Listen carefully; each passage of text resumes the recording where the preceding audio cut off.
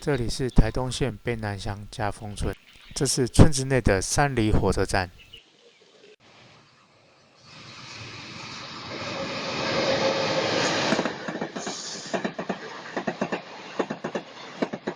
这里正在进行南回铁路电气化及旧车站改建拉皮工程。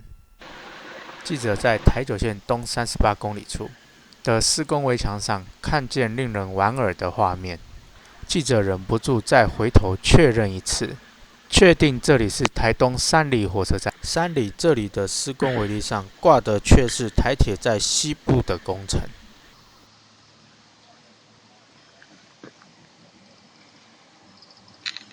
看到这些时空错置的布条，不禁让人觉得莞尔。